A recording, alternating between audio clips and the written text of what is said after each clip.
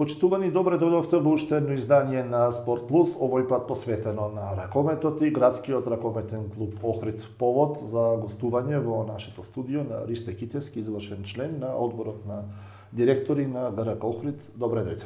Добре ве најдов, Мировски. За почеток сакам благодарности на голема да изразам од страна на самиот градски ракометен клуб Охрид, а и од моје лично име, во својство јас сум таму во својство на член на одборот на директори од неодамна. За вашата покана и за можноста да поразговараме за самиот ракомет како спорт и како истиот влијае на територијата на нашиот град. Ке почнеме со најактуелното, што току завршеното светско првенство, да направиме на паралела, каде е модерниот ракомет, каде сме ние, каскаме ли зад него. Данска е старонов шампион, 3 пати поред, хет-трик во едно извонредно финале со влада на големата Франција. Веројатно го следеше светското првенство. Твоите импресии вака на прва? Па вака, месец јануари е познат како месец на ракометот, од причина што секој јануари имаме или европско првенство или светско првенство во ракомет. Оваа година се одржа светското првенство во Полска и во Шведска. Шампион Данска, трета титула поред. Во финале, како што спомена, со најтрофејната репрезентација во ракомет од Франција. Видовме екстра финале, можам да кажам екстра финале. Атомски ракомет. Атомски ракомет. Ние како љубители на спортот, некои од нас и луѓе кои што действуваат во самиот спорт, јас лично посебно сум презадоволен од прикажаното не на овие две репрезентации, туку општо на целото светско првенство. Оваа година беше прв пат во проширен формат и со малку различен формат на надпреварување, што понуди повеќе надпревари. И посебно поради тој факт сметам дека и ние како држава, која што имавме репрезентација која што учествуваше на светското првенство, а и општо и репрезентациите кои учествува и државите, можат многу по-суштински да се огледаат сопствената ситуација во спортот, во ракометот, во моментот во кој што се надпреварува лето на светското првенство. Светското првенство понуди, како што кажав, многу голем број на надпревари, имаше некои беа со исклучителен квалитет, дури и беа и изненадувачки исклучителен квалитет на надпревари од некои репрезентации кои што традиционално не се сметаат за како да ги навредам, за ракометни сили кои што не се толку високо, не се позиционираат на ракометната мапа во светот. Имавме некои изненадувања од типот на Египет, кој што заврши на завидна позиција. Седмо место. Да, стандардни репрезентации кои што се пласира и пласман остварија до 12-тото место имаме во секој случај. Тука е Хрватска, тука се Норвешка, Шведска, некои од нив дури беа и претенденти за шампионска титула. Така што сметам дека имавме квалитетен ракомет и дека со самото светско првенство ние како нација, како држава можеме да донесеме баш заклучок каде ние се наоѓаме, а каде се наоѓа модерниот ракомет. Кои се трендовите? Ние сме 27 официјално. Она што го прикажа нашата репрезентација на ова светско првенство може да се анализираат повеќе агли, но еден е фактот дека ова беше изменета репрезентација, која според најавите требаше да игра еден поинаков ракомет, меѓутоа не би рекол разочарувачки, меѓутоа на незадоволително ниво беше она што го видовме нели од репрезентацијата на Македонија. Дали тоа се должи на неискуството на поголемиот дел од играчите кои беа тука, од друга страна имавме неколку поискусни поединци, дали и што ни фали во овој момент. За да се доближиме или да се вратиме оново каде што бевме, не може тоа преку ноќ, треба да се создава репрезентација, се разбира, која ќе цели кон повисоки цели, поголем период подолг. Вака, моето размислување по нашиот пласман, 27 место на светско првенство, по завршувањето на првенството и по разгледување на и други околности и други пласмани на други репрезентации на ова првенство, јас лично сметам дека тој пласман ни соодветствува и ни одговара на квалитетот и на нивото во кое што се наоѓаат самите репрезентативци и самата репрезентација во моментот. И на прикажаното. Да, и на прикажаното, а тоа го велам од причина што без разлика на нашата цел, замисла, желба и нашите изјави како репрезентација или како нација, што очекуваме и што посакуваме од како крајен резултат од светското првенство, мислам дека со одигрувањето на утакмиците на натпреварите и со завршувањето на самото светско првенство нас ни се даде како нација и како репрезентација и федерација една слика реална во каква ситуација и во која состојба се наоѓа ракометот како спорт на ниво на нашата држава. Тоа го велам од причина што таму на самото светско првенство гледавме многу модерен ракомет, односно најмодерен ракомет во моментот и токму поради таа причина јас сметам дека и форматот на надпреварување на секои 2 години да има светско првенство и на секои 2 години да има европско првенство е добар, од причина што како динамичен спорт ние секој јануари во секоја една година можеме да добиеме слика што представува најмодерен ракомет, кои се нашите можности, и кои се нашите можности кога би зели учество на едно такво големо надпреварување. Тоа што треба да извлечеме како заклучок од ова светско првенство и што е тоа кон што треба да се стремиме и на репрезентативно, но и на клубско ниво?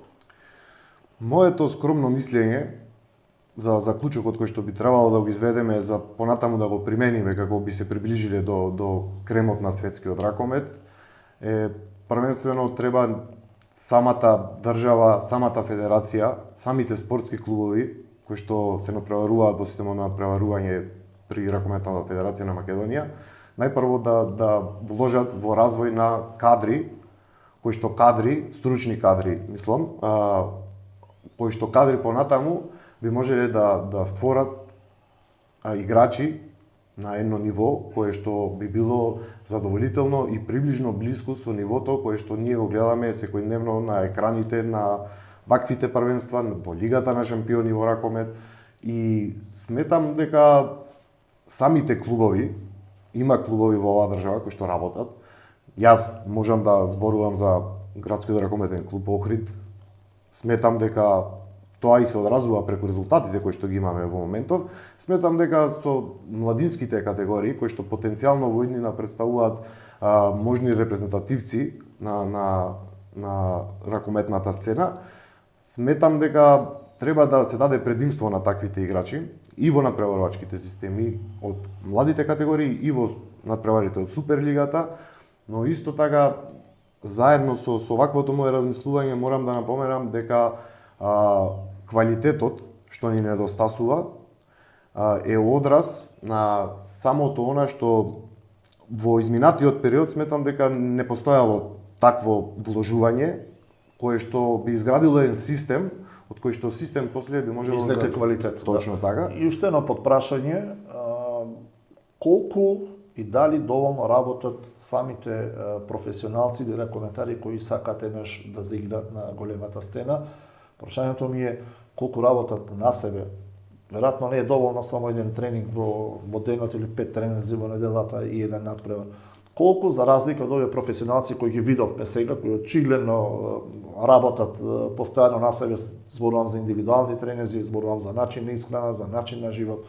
Веројатно е тоа многу важно колку е ова другото, талентот и нивото на кое играат. Да, се согласувам со заклучокот кој што го постави во самото прашање. Знаете, и тие се луѓе, како и играчите кои што настапуваат во Ракометната лига во Македонија. Разликата е таа што ја посочивте, мојата претпоставка е, бидејќи не знам, ама мојата претпоставка е дека тие дополнително напор, бидејќи тие живеат професионален спортски живот, дополнителен напор вложуваат во развојот на самите себе си како спортисти. Настрана од тренажниот процес, но во секој случај во тој самиот тренажен процес и во тој професионализам што е на друго ниво во западноевропските земји и во нордискиот ракомет, таму и самиот клубски ракомет има едно ниво на професионализам што кај нас не верувам дека на нашите простори постои. И токму тој самиот клубски професионализам нив му дава и мотив и му дава за цел самите себе си да си вложуваат во одржувањето во спортот на највисоко ниво во ракометот. За таков пример можам лично мое мислење можам да го посочам актуелниот селектор Кирил Лазаров, кој што играше активно ракомет до својата 40-та година. На високо ниво. На високо ниво во моментот го имаме Карабатич, Никола Карабатич, кој игра добар квалитетен врвен ракомет во својата 39-та година и по негово кажување тој сака да настапува за репрезентацијата и на наредните олимписки игри кога би имал 41 година.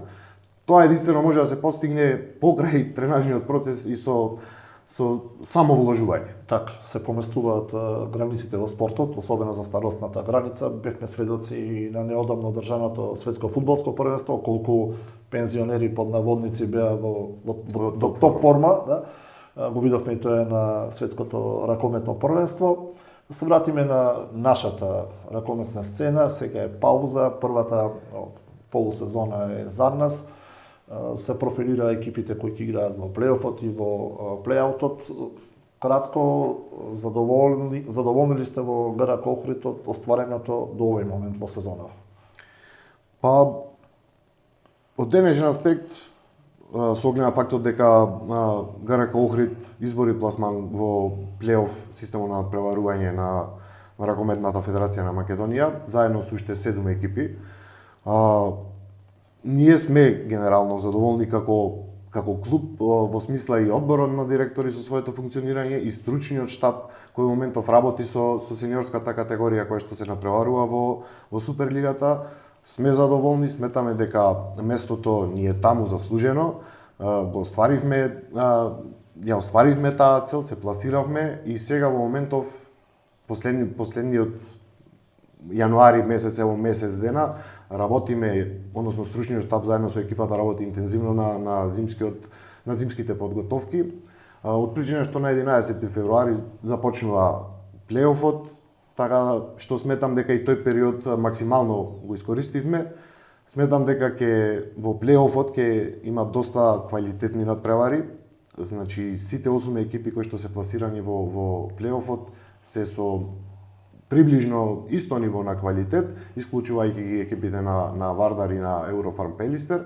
И затоа сум сигурен дека плейофот ќе понуди квалитетни надпревари во кои што ГРК Охрид во секој случај ќе се бори за што подобра позиција, ќе се бори максимално на секој еден надпревар и искрено моето лично мислење ја претпоставувам дека тоа и на целиот клуб и на сите кои што работат во клубот е оваа сезона ние да оствариме еден многу добар пласман и да одиме чекор понапред како што од година во година се градел клубот, ние да продолжиме да чекориме само понапред и понапред. Се направи одредени промени во полусезоното, има неколку мина нови играчи, како се вклопи, одиграни се неколку контролни надпревари на подготовките во Србија, следат уште неколку до почетокот на плейофот.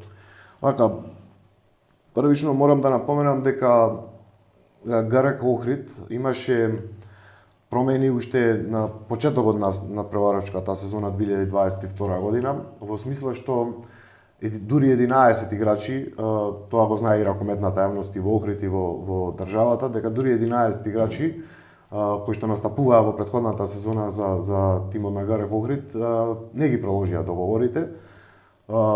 Морам исто да кажам дека тоа не беше по вина ниту на раководството, ниту на самите играчи, односно ние како раководство не наоѓаме вина кај никого и жалевме во моментот што ето тоа се случи, од причина што имавме една тешка задача за да го оформиме тимот кој што ќе се надпреварува во сезоната во која што сега се надпреварува. И затоа сметам дека таа првиот дел од оваа сезона на преварувачка есенскиот дел го завршивме успешно, како што кажав претходно. Напоменавте дека имаше одредени промени кои што настанаа сега. Да, имаше, од причина што првата полусезона ни ги посочи недостатоците кои што ние треба да ги сработиме, да ги отстраниме како би имале успешна втора полусезона. Сметам дека тоа се случи.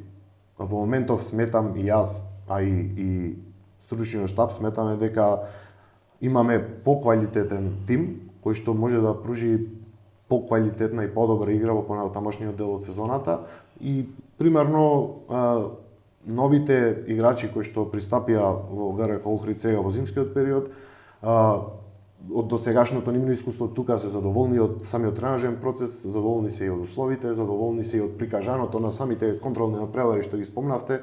Два од нив беа на зимските припреми во Република Србија, еден беше во спортската сала Билјајни извори.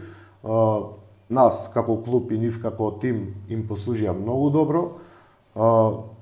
И баш од тие надпревари е она што претходно кажав, нашата надеж и нашето мислење дека во моментов може да се оди чекор напред, во плейофот. Спомнавте 11 играчки, не ги продолжија да говорите минатата сезона, значи требаше да се надомести нивното отсуство, односно да има 11 нови играчи во ростерот на клубот, промени тековно во тековната сезона.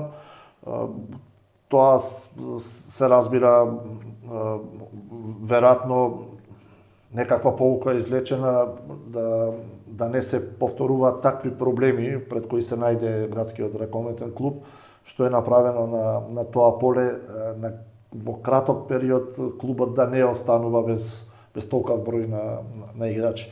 Каква е сега поставеноста, како се функционира, какви се договорите на актуелните играчи, за да може перспективно да се смета на нешто повеќе? Вака, точно е тоа што кажавте по однос на тие 11 играчи што го напуштија клубот, и поради таа причина пред ангажирањето на новите играчи кои што ја започнаа сезоната 2022, самото раководство едногласно го прифати мислењето дека треба да работиме во насока на подолг рок да обезбедиме играчи кои што би настапувале со подолгорочни договори со цел да имаме еден изграден костур на самата екипа, кој што би броел негде помеѓу 12 и 14 играчи кои што би имале минимум по 2 години договор со клубот, за да можеме да работаме во насока, да почувствуваме разлика помеѓу една сезона која што би ја одиграле и наредната сезона која што би ја одиграле согласно нивните договори. Со тоа што исто така стратегијата во тој дел е доколку на крајот на надпреварската сезона 2022-2023 клубот најде потреба дека треба да ангажира дополнително некој играч или да раскине договор со некој играч кој што бил ангажиран, тоа да биде минимално, да биде во рамките на 1 до 20 играчи, да не е од обем на двоцифрен број на играчи, бидејќи тоа сметам дека таков начин на работење нема резултат. Постојано се почнува одново. Тоа е многу тежок процес.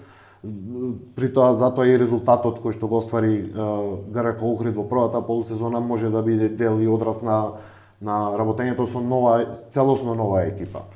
И тоа и самите играчи им треба определен период за да се прилагодат и на нашата лига, и на нашата екипа, и на нашиот систем на работење, на процесот, на тренажниот процес сам и така натаму. Што е со младинските категории, што е со иднината на ГРК Охрид? Младинските категории на ГРК Охрид се надпреварува во системите надпревар организирани на Ракометната федерација на Македонија во сите категории младински, односно во пионерската, кадетската и младинската категорија. Моментално во овие три категории градскиот ракометен клуб има регистрирано измеѓу 70 и 80 играчи, сите се со потекло од Охрид, сите се членови на градскиот ракометен клуб, кој таму е член повеќе години, некој е помалку години, во согласно со возраста. И во моментов, ние како клуб сме задоволни од сите три категории, од нивната игра, од прикажаното до сега, во смисла што сите три категории, односно сите екипи кои што се надпреваруваат во овие три категории од ГРК Охрид, во моментот имаат обезбедено пласман за настап на четвртфинален надпревар, кој што понатаму при извојувана победа води директно на Final Four системот на надпреварување, каде што се определуваат шампионите во соодветната категорија. Има ли некој бисер на кој се обраќа посебно внимание или нешто што би било перспектива за сениорската екипа нормално во иднината? Јас, и стручниот штаб, сметаме дека има, не е еден, туку се неколку, не би сакал сега да именувам никого. Од нив тие самите мислам дека го чувствуваат значењето што им го дава клубот, го чувствуваат преку тренажниот процес. Сметам дека за одреден број на години без проблем би настапиле во Суперлига и би настапиле не само кога да настапат, туку би понудиле квалитет и ние се стремиме кон тоа Суперлигата да согледа дека Охрид може да го понуди тој квалитет. Некои од нашите ракометари кои што се напреваруваат и кои што тренираат во овие категории, морам да напоменам дека беа и повикани на еден собир од македонската кадетска репрезентација, на кој што зедоа учество Битола.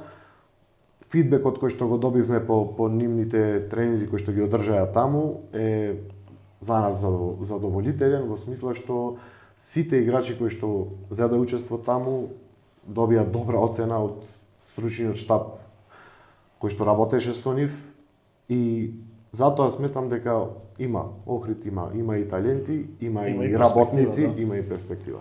Кои се нивните планови, краткорочни и долгорочни? Следи вториот меморијален турнир, тоа помеѓу двете сезони Крстан Доновски Усташ. Што е краткорочно, што е долгорочно во плановите на ГРБ Охрид за крај вака на брзина? Крстен Доновски Усташ меморијалниот турнир беше првпат организиран минатиот август 2022 година. Целта е турнирот да прерасне, да биде стварно меморијален и традиционален, кој што ќе се одржува еднаш годишно во склоп на летниот припремен период на екипите кои што настапуваат во ракометните лиги во светот. Морам да напоменам во светот, бидејќи долгорочно целта е да стане и меѓународен турнир. На првиот турнир учество зедоа 4 екипи, една беше од Република Србија, екипата на РК Партизан, да. А е сега за 2023 година исто така ќе биде ние како клуб ќе се јавиме како организатор, а општината Охрид како покровител на овој настан. Посакуваме, планираме и целиме доколку е тоа возможно и оваа година, вториот меморијален турнир Крстен Доновски Усташ да биде меѓународен турнир дури од поголем формат. Да порасне форматот во бројот на екипите, со тоа што би пораснал и форматот на преварување, односно на одржаните на превари на самиот турнир. Охрид мене мило што Охрид како град оддаде почит на еден спортски работник кој што целиот животен век го посветил со работа во спортот, конкретно во ракометот. Господинот Крстен Доновски Усташ, мислам дека не треба многу да разговараме и да кажуваме за него. Знаеме дека на ракометната мапа на Југославија и на Европа своевремено во животот кој што го живеел, во времето во кој што живеел, оставил голем впечаток и за идните генерации. Така да сметам дека го заслужи тоа што клубот и општината го организира во негово име. Секако. И за крај, што ќе им порачате на навивачите? Спортот, ракометот се стигна за публика, следат плей-оф средби. Сите сакаме полна сала и амбиент каков што му доликува на Охрид. Не би посакал ништо повеќе од она што досега секогаш сме го посакувале како клуб. Секој надпревар кој што ќе се игра на домашен терен, ние очекуваме и посакуваме да има што поголема посетеност.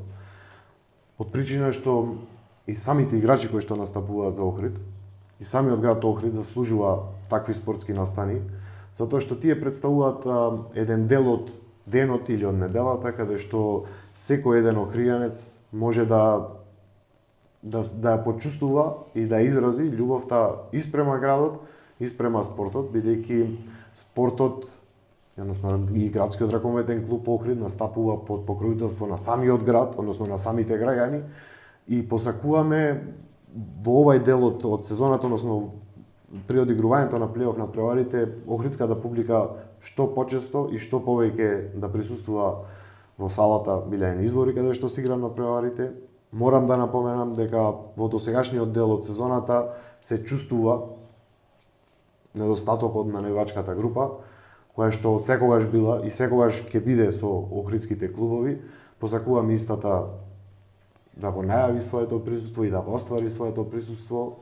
Се надевам дека ќе имаме успешна полусезона, односно крај на ова надпреварувачка сезона и заедно на крајот заедно ќе се радуваме на пласманот кој што ние како цел си го имаме поставено, а тоа е да видиме во топ екипите на македонската ракометна лига.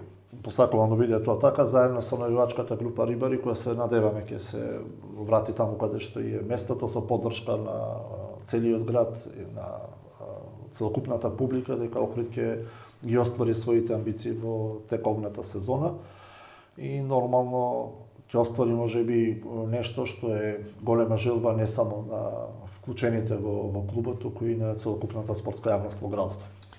Ви благодарам на желбите и на одвоеното време и простор.